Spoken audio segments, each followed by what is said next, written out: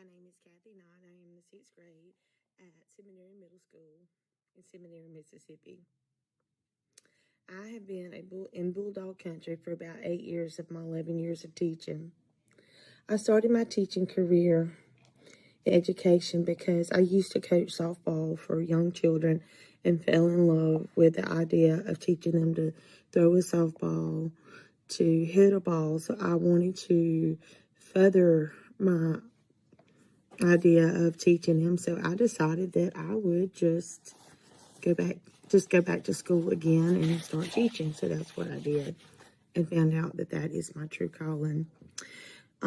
The question was asked 30 years ago. I was 25 years of age, and from what I can remember from then and now is that students were more afraid of their consequences than what they are now. It seems that students get away with more than what they used to, or what was wrong back then. What is okay for students now is causing them to have lesser morals. 30 years ago, the way of teaching is different. We have a lot less technology back then than what we do now, so you really have to stay on top of them. Another thing, if my principal walked down the hallway with a paddle, you knew you better not be caught in the hallway. Now, it doesn't mean anything to students. If I was to talk to someone about going into teaching, oh gosh, I would tell them to do it because they love teaching, because they love kids, because they want to help someone, not to do it for the money, not to do it for the time off, because that's not what it's about. You have to have patience. You're not just a teacher, you're a mama, you're a nurse, you're a counselor. Sometimes you have to be that buddy. It just depends on the kid.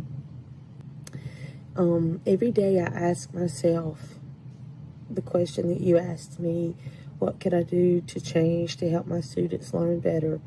I don't know of a teacher that does not ask that question. But one thing that if I had the opportunity to do something, I would make smaller classes.